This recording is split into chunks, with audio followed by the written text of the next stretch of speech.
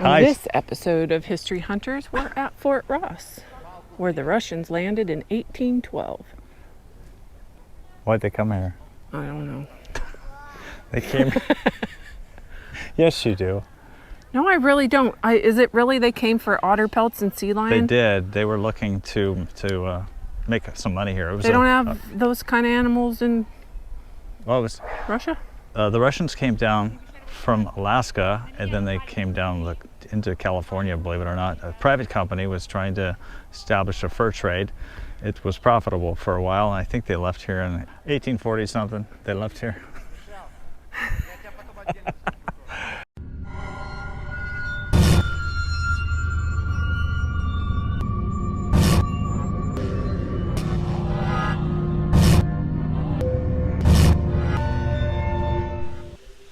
So we're in the visitor center, and it says that this 4-pounder bronze naval cannon was cast in St. Petersburg, Russia in 1804. And they built a fort here, and we're gonna go check it out, see what it was like to live here way back over 200 years ago. So inside the visitor center, there's a number of exhibits here dedicated to the Native Americans who were here.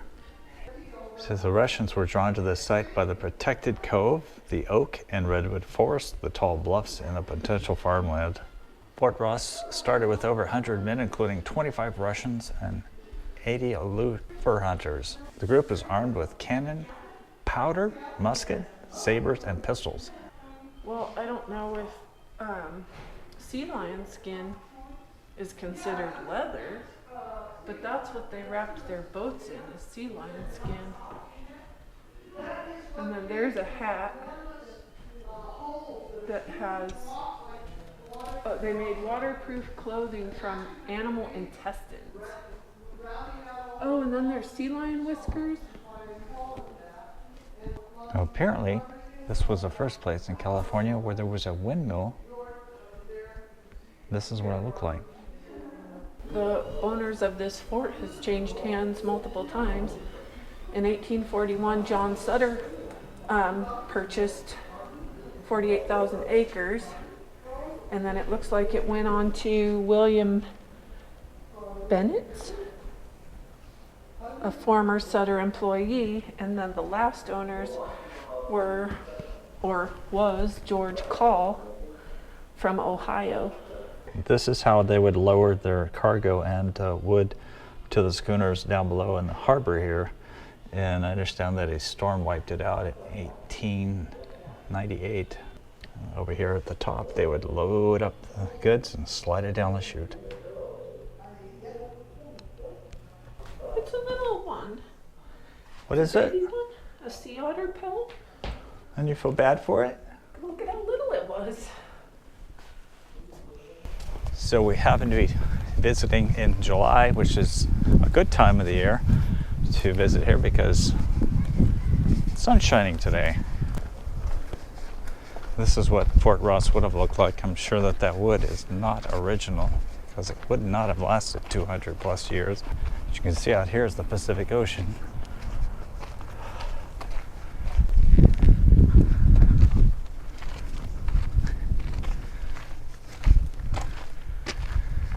Some of the houses and living quarters, perhaps office.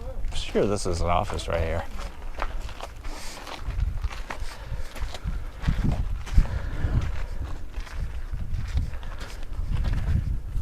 Well, the glass is super old. It has that, or it appears to be. Oh, that's cool. What's cool? Inside of the building, the stuff they have in there, old tables, and I don't know if that's a desk. She said some of them are open and some of them aren't. Look at that, staggered joints.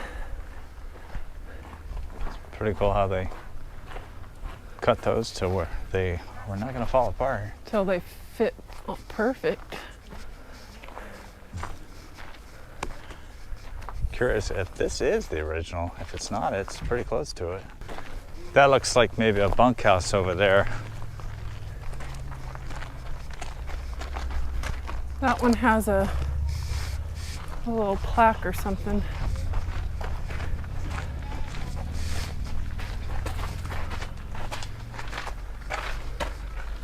Oh, that has newer stuff. Oh, look at the fireplace. Made of stone. That's pretty cool. The Rachev house.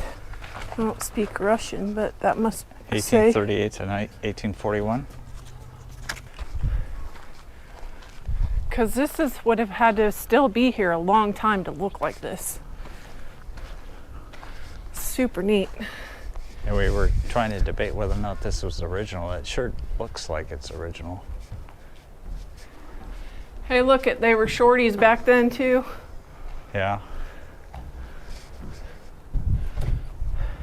Of course they were. Look at the ironwork. Look at that. It's cool. Very cool place to visit. Is that ropes and stuff? Yep. Well, I guess you can't go in anything. I thought she said some of it was open. Right there is a guard post. There's one in this corner over here.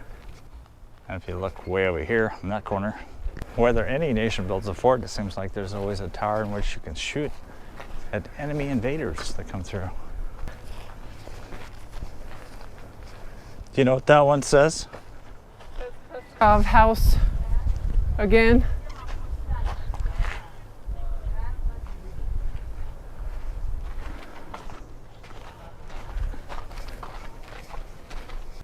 There's the Russian chapel that's in would be the southeast corner of Fort Ross.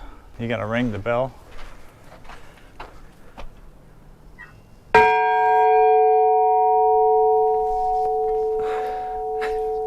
Am I allowed to do that? Because I just did. That is loud. This is the chapel. So this chapel was a part of the settlement founded by the Russians in 1812 and known as Fort Ross. The fort was in the form of a quadrangle about 300 feet square, enclosed by a redwood wall with two block houses at opposite corners.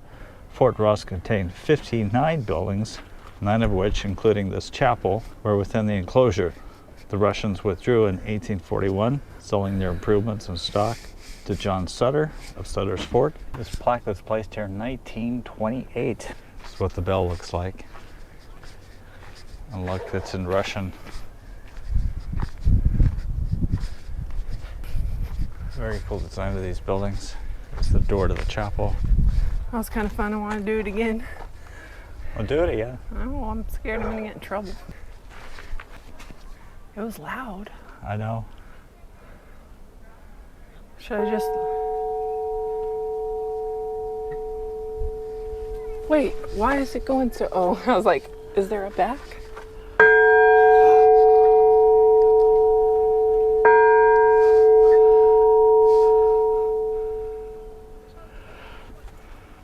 It has Russian writing all around the bottom, but I don't know what it says.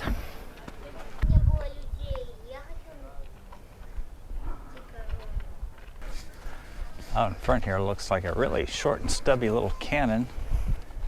Look how short that barrel is. Maybe it was just to protect the gate. That's where they're aimed. But that doesn't mean it was here this whole time. No. Here's the key. There's a key to fire the cannon. I don't know. There's keys for something, but...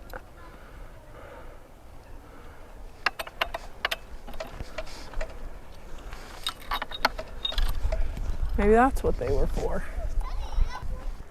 Here's where the well was. Kind of a primitive way to go dipping into it. Still water in it. Wow. The original well dug by the Russians is 35 feet deep. Back in the day, you would just lower that down, dip your water bucket in, pull it up. What's that? Fire hose. A fire hose? Mm-hmm. Okay. See? It's modern.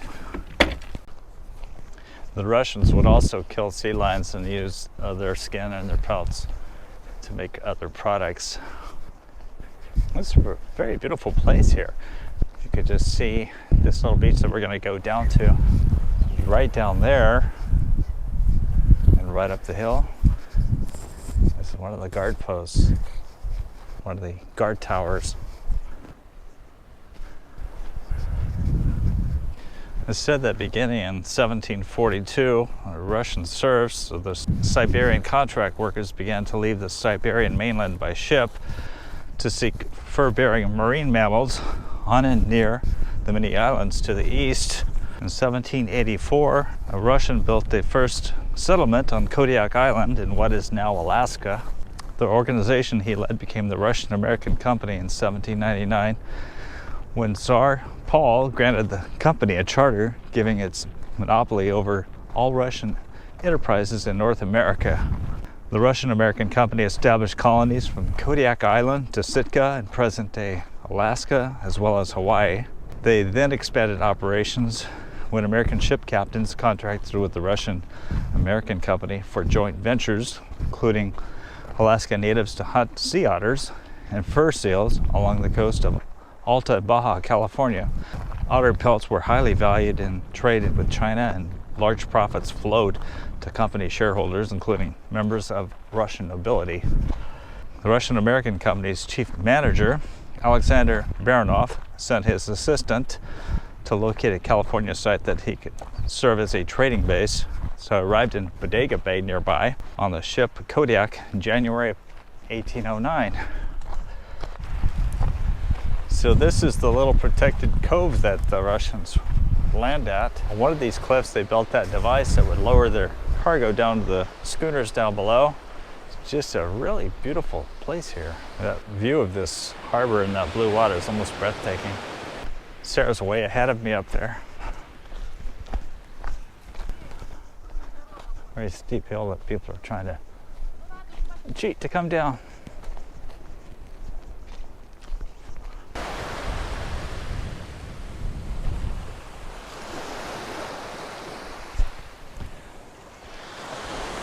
Vistas like this almost make it worth living in California for, and there's a lot to put up with in California. High taxes, high population, high homelessness, but this makes it all kind of worth it. Better ones, because they're not flat all over.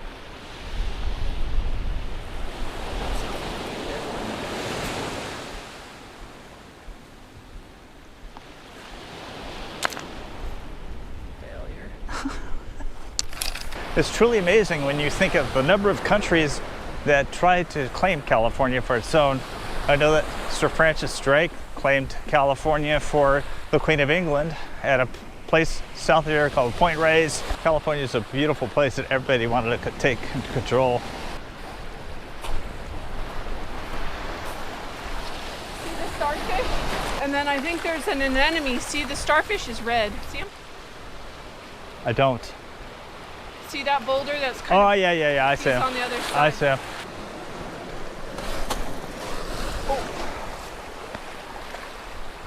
Oh. Oh, there's another one underneath.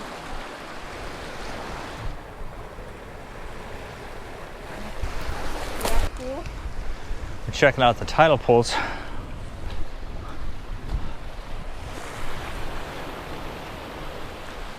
Maybe not. Oh, hey. See? What? Will he stay here till the tide comes back? Yeah, Or probably. is he gonna die?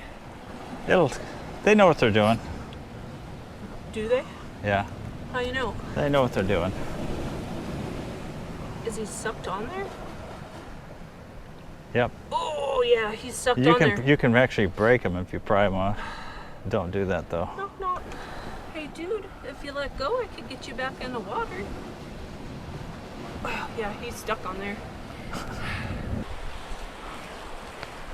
I'm getting him wet. Sarah's trying to rescue a starfish. I'm not rescuing him, I'm just getting him wet. That's what this was left here for, so you could help him. Yeah, let go. Fort Ross, way up there. It's gotta be super old.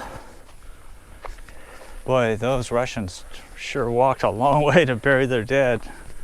Maybe there's an easier way to get to it. Oh, there's another one.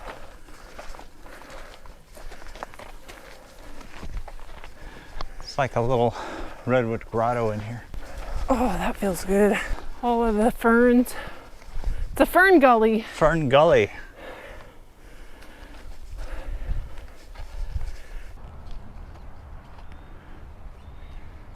Over there is Fort Ross. You can see it way off in the distance. And here's the burial grounds. Looks like nothing but wooden crosses.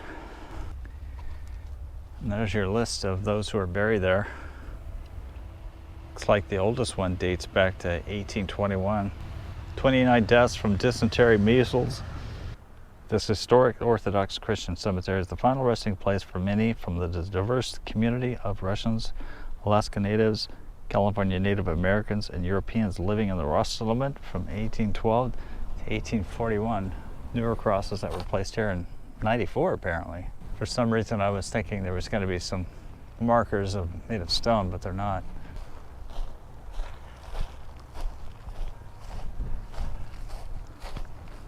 These crosses are just randomly placed, in my opinion. There's no names on them.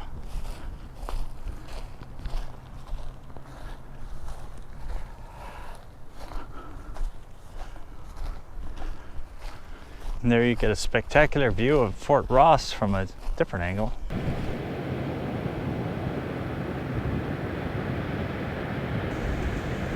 There's the surf dashing on the rocks down there. And if you look over here, you'll see that point over there. Apparently right in this area is where the SS Pomona is underwater.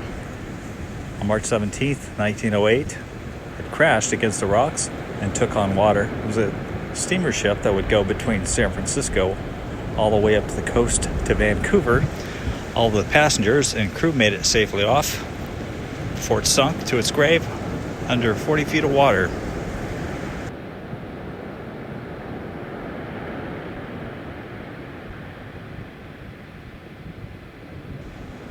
Sarah's going to crawl up there and give you a perspective on just how big that tree is. I understand that the famous photographer Ansel Adams photographed this tree with a Polaroid camera in 1969. He's gone, but the tree lives on.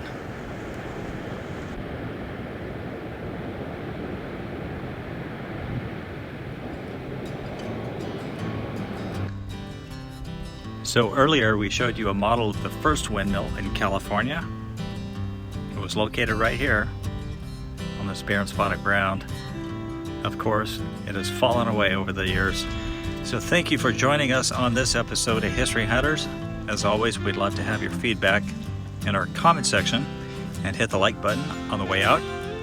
Since about 80% of our views are from non-subscribers, we'd love to have you subscribe so you won't miss any future episodes of History Hunters.